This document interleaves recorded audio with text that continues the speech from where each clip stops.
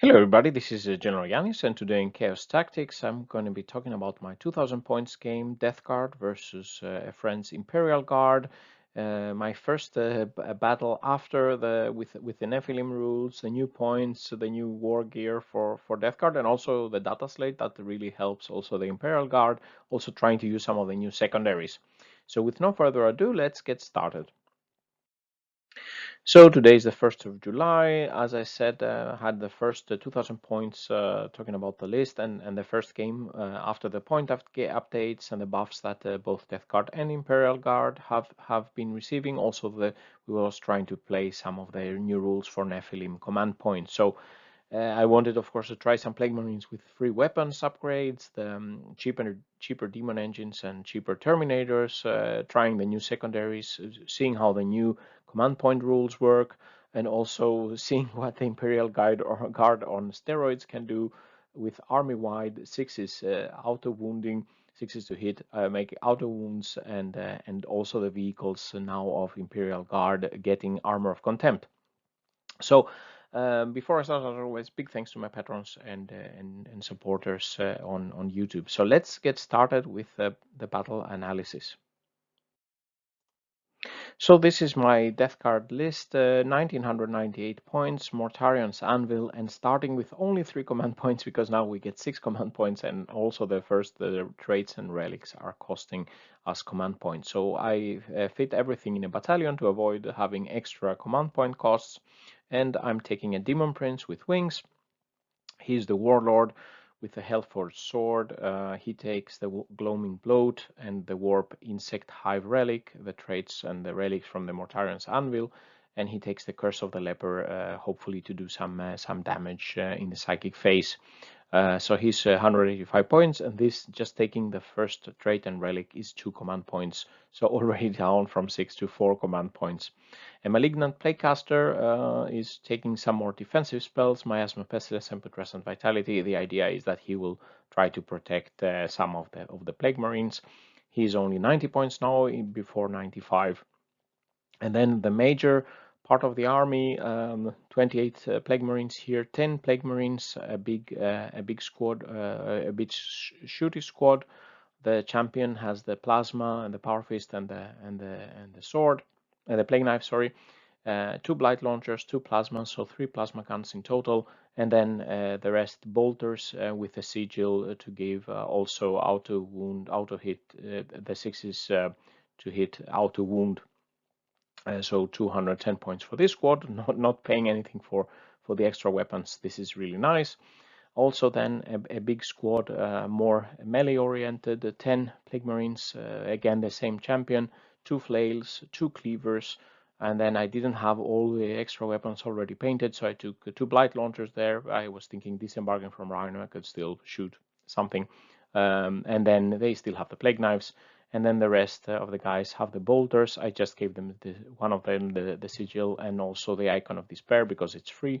The Icon of Despair hopefully can do some mortal wounds in the engagement range in the fight phase. Also only 210 points here. And then maybe here I should have gotten for 7 Plague Marines. Maybe this is why Nurgle didn't really bless my dice in this game, but 8 Plague Marines I could afford it here for the second Rhino.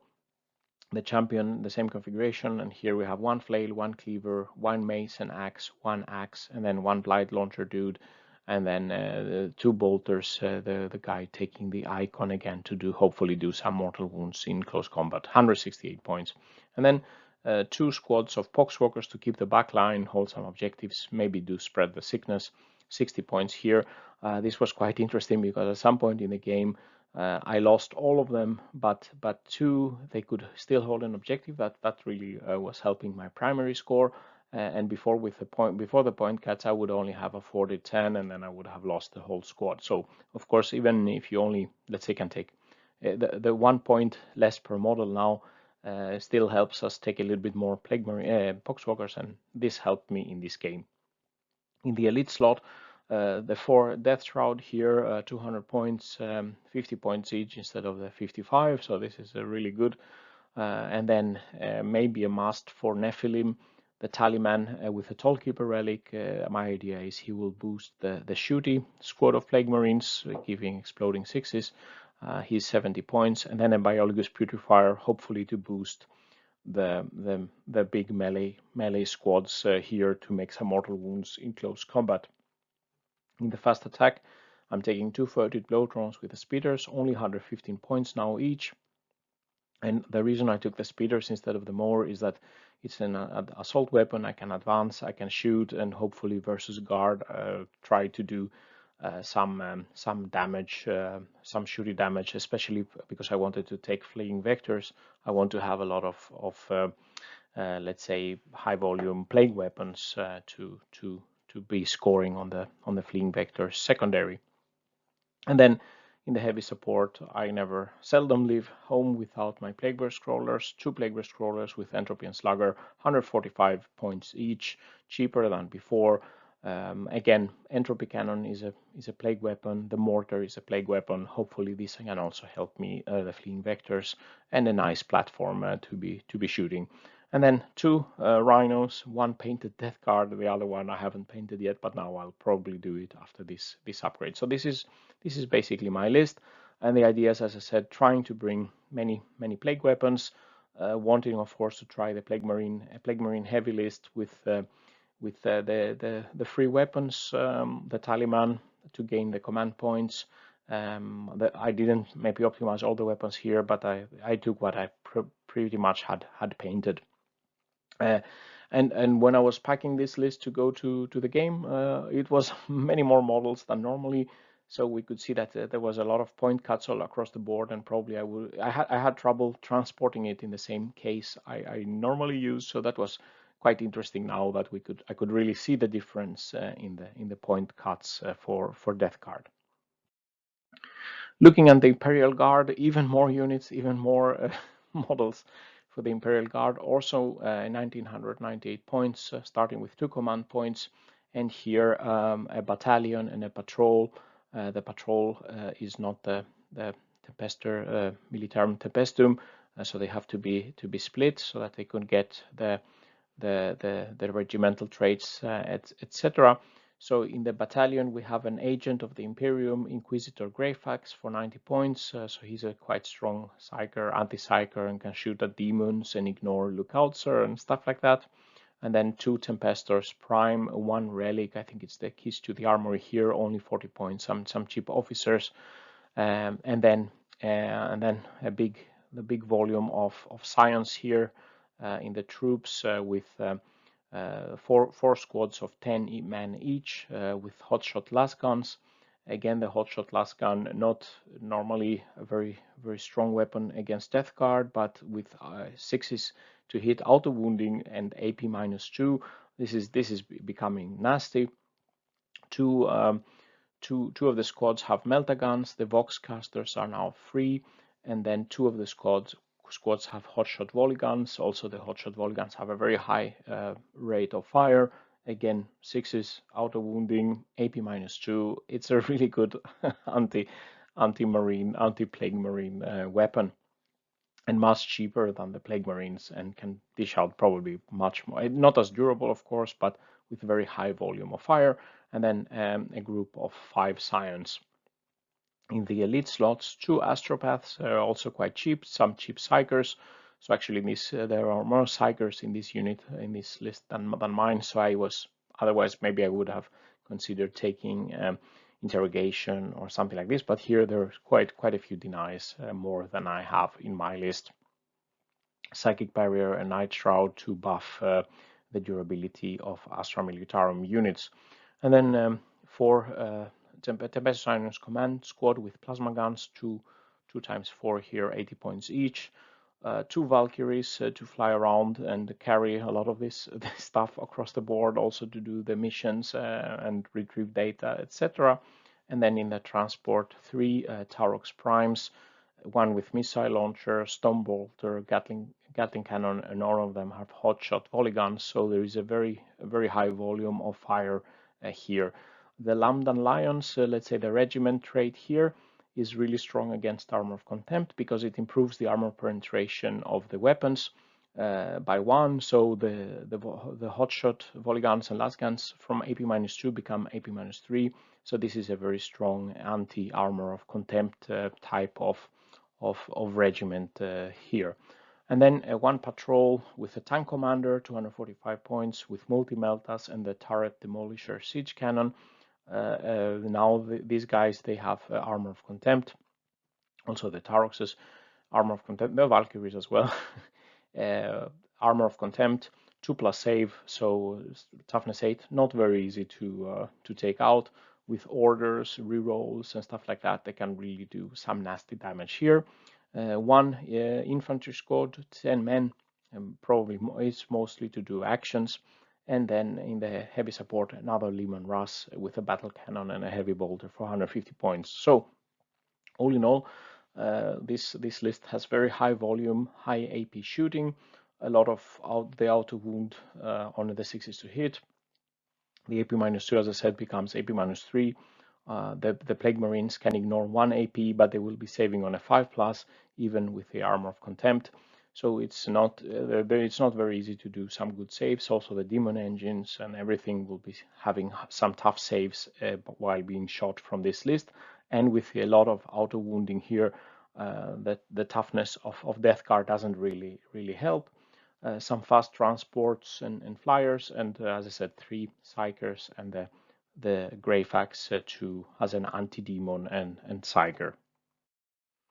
The missions and secondary, we took recover the relics from Nakmund. We changed a bit the rules to fit Nephilim, so we were scoring, let's say, 1 if you control something outside in no man's land, outside your deployment zone, to get 1 command point. But we also had this when our opponent started, and if we controlled something, we also got 1 command point on the other side. And if you control this, you get 2 command points. This didn't really happen in the game. For Death Guard, the second primary from this mission is that if you kill, it's a killy one, you can get 1 victory point per unit you destroy per round, one per round. So for Death Guard, I took Raise the Banners. There is quite a lot of objectives, and some objectives very close to my deployment zone to do the new non-mortal wound action.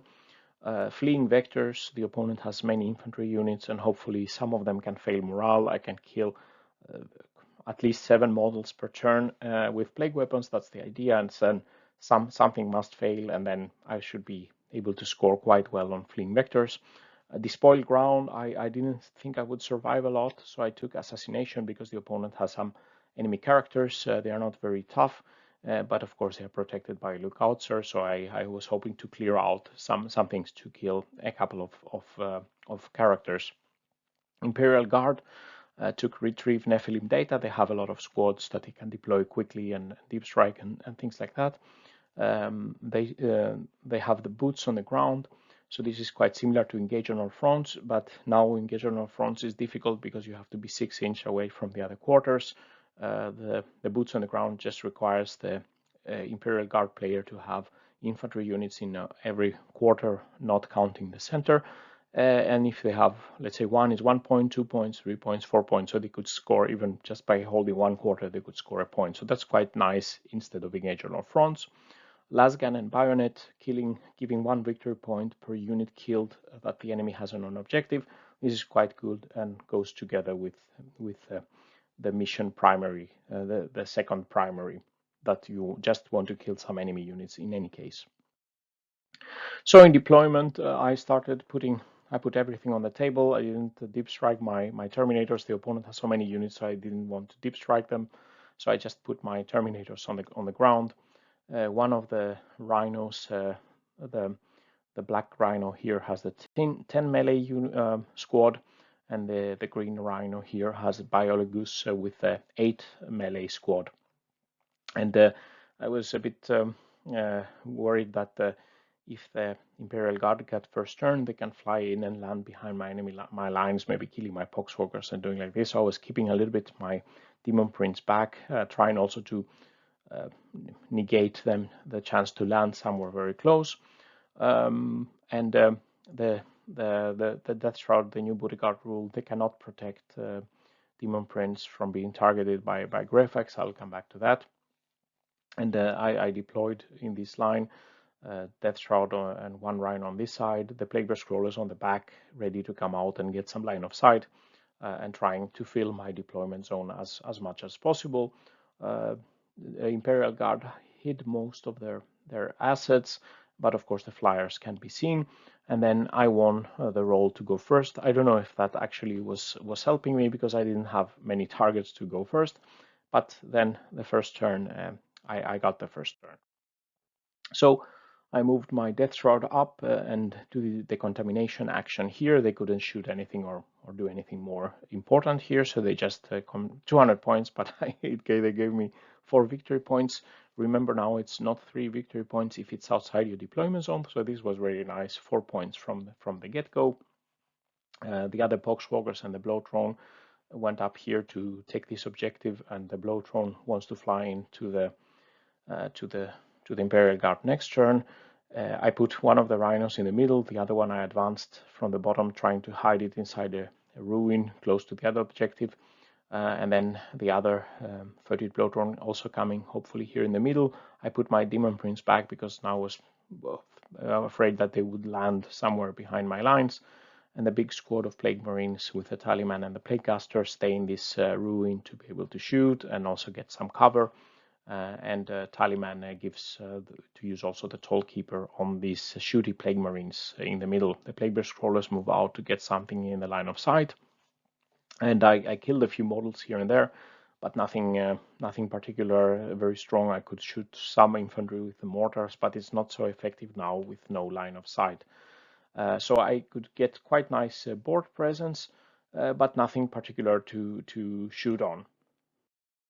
The turn 1 from the Imperial Guard, they moved most of their assets on the top of their line. They ignored my Rhino coming from the bottom here to put pressure on this objective. So they moved, and the Valkyries, they disembarked the Scions instead of flying behind my lines. And then their shooting started. They gave orders to their staff, and then my staff just was being killed left, right, and center. So I lost the Rhino, exploded here from shooting from the tanks, etc. The 10 Plague Marines inside, then they were subjected to a lot of fire from the Scions with the hotshot Volguns, and so high volume of fire, so many auto wounds, and I couldn't save so many 5+, and all my Plague Marines died here. The Blowthrone died, and also this Rhino was destroyed, but then I could disembark my Plague Marines and Biologus and be in control of this objective.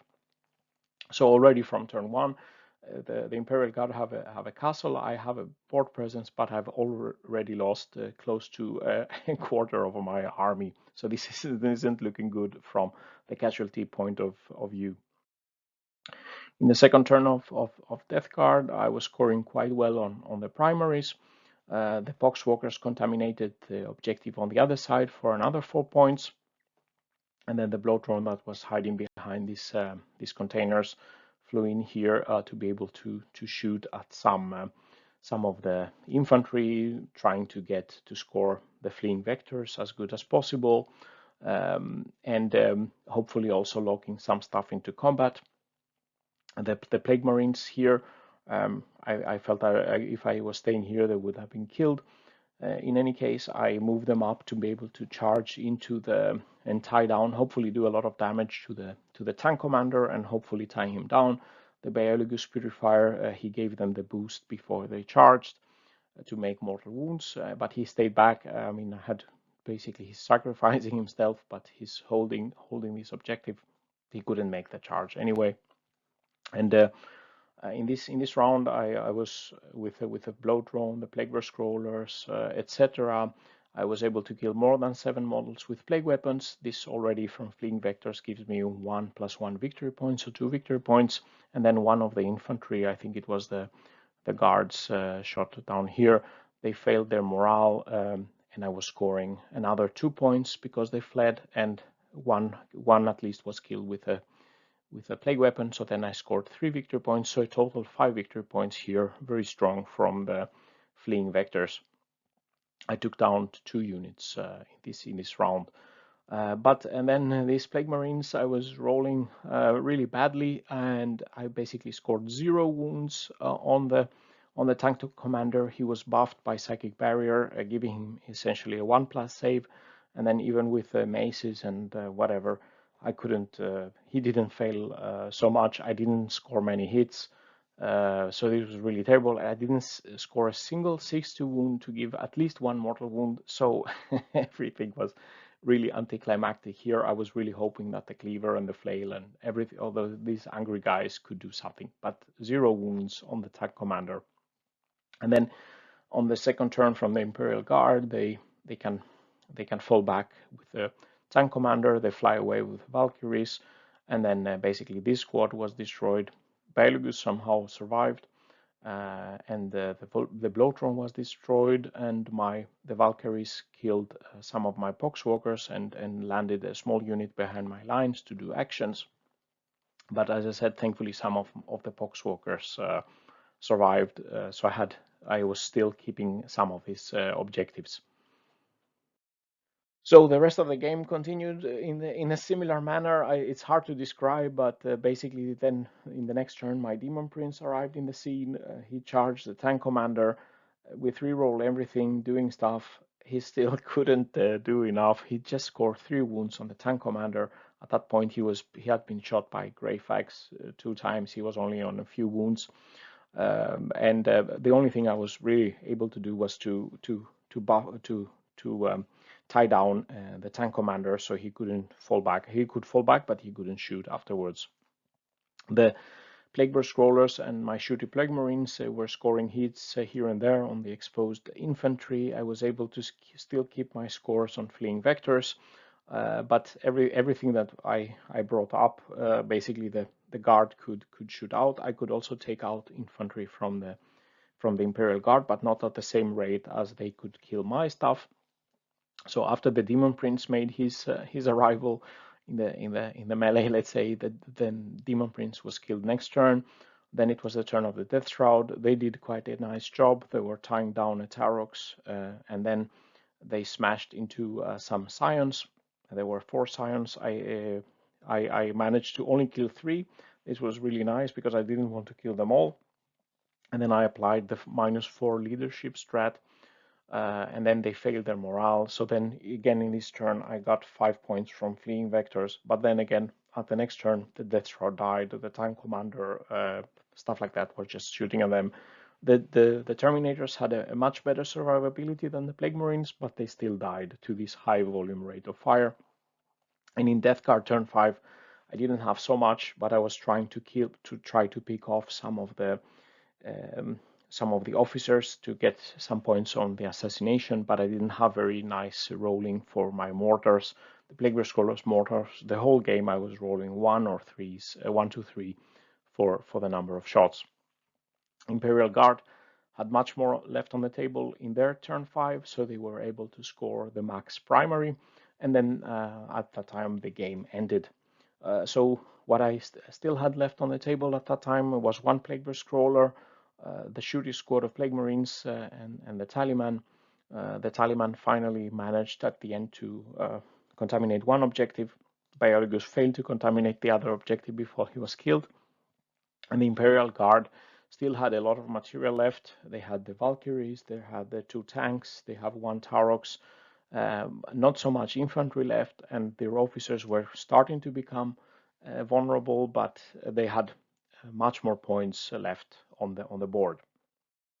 So the result, even if I lost so much models and units, finally it became a draw. We played 74-74. Here is the Imperial Guard.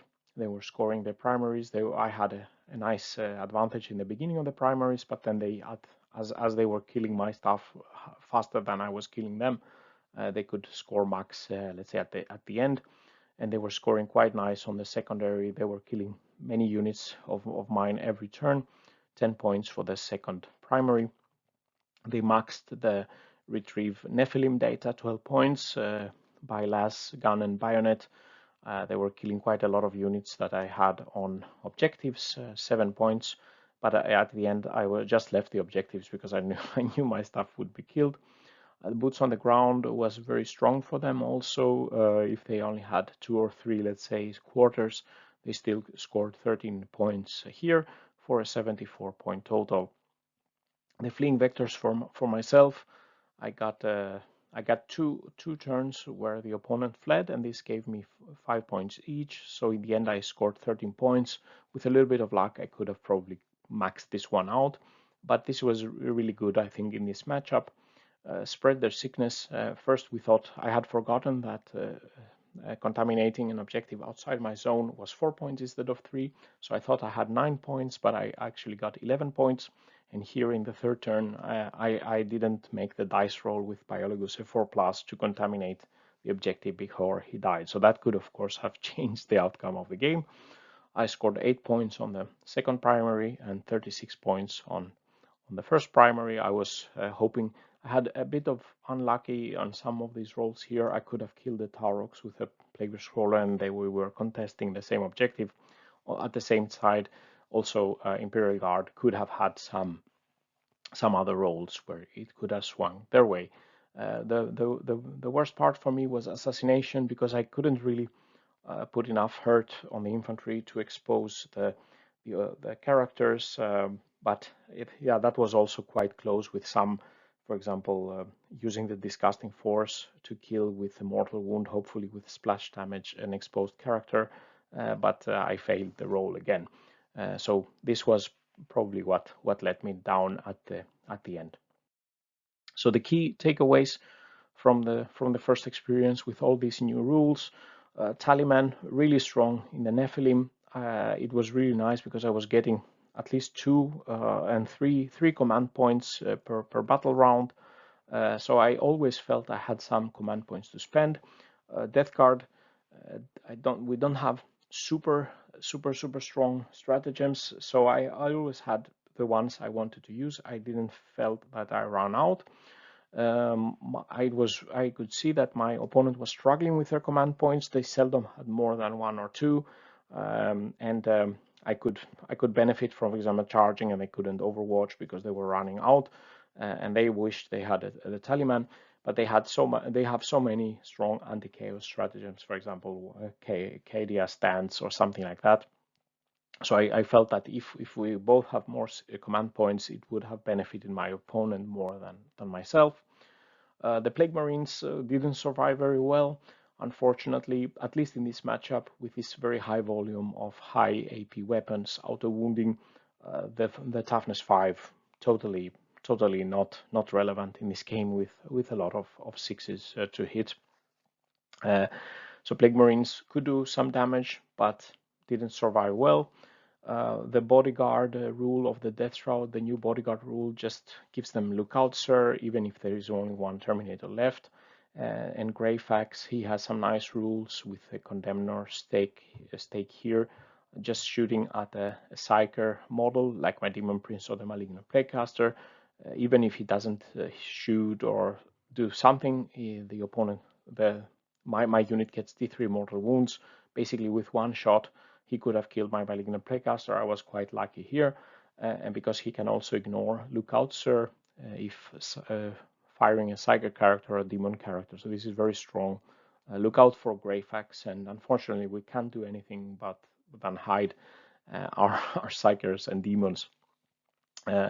All in all, I was trading off very badly in this matchup, losing, let's say, 10 Plague Marines to kill a couple of Scions here and there. But it was very close to score a victory anyway. But the damage they were able to make was much more than we were able to make. Spread the Sickness was really great for this kind of map where we have 2 objectives so close to our deployment zone. Fleeing vectors, as I said, worked well against this list of Imperial Guard. And they have some nice strats to avoid morale, but again, they were hard spent for command points. Also, one of their characters had a bubble of 10 leadership to help not failing morale, but eventually I managed to make 2 units failed, which was really strong. And then the new Imperial Guard tank vehicles with Armour of Contempt are very difficult to take out. 2+ save Armor of Contempt, also giving them the psychic barrier, +1 to their save. Then they can ignore basically two AP, and just for most stuff only once. Let's say only once fail the save. Also, our bolters, even if we have the sigil AP0, they can still save quite well. Not as good as the hotshot las guns for the guards. So, reaching to the summary and the final thoughts, all in all, a very interesting game. It lasted 5 hours plus. It was difficult to keep a cool head at the end of the game. It was a bloodbath, but we had so much. We had quite a lot with the point reductions, etc., and we had a lot to start with. So there was plenty of a plenty pool of casualties to take. I liked the changes to the command points. I enjoyed the game more because the opponent doesn't have, they can't throw a huge amount of combos, not a vast array of relics and traits that you have to learn and remember what they do. So all in all, I think that really improved the game, and Tallyman was really very, very helpful, especially in this low command point point of view. The new Imperial Guard, buffed by the data slate, giving the Scions 6s to auto-wounding, the armor of Contempt on the vehicles, is really a strong force with very durable tanks, so not something just easily brushed off. I really enjoyed also trying our new secondaries. The fleeing vectors was nice. It was fun to play. The spread the sickness I really liked. And happy in this matchup I didn't take the spoiled ground, because at the end I would have scored 0 on that one, to be honest. This is also my first ever draw, and I was thinking after the game, how many points in the game where you roll a 1 where you could have rolled a 4 or something like that, and then the game would have flipped. But of course that could be said also for my opponent. So all in all, thanks Adrian for the very good game. Looking forward to some sort of rematch, maybe trying some other games, some other list, or tweaking some other maps. But it was really fun to try this game. So if you like this video, please press like and subscribe to the channel. Let me know in your comments what you think. If you want to support my efforts further, please visit my Patreon page. You can also, if you don't like Patreon, you can also be a supporter here on YouTube, and you get General Yanis mini icon when you post comments. So with these words concludes the video. Stay safe out there, and bye bye.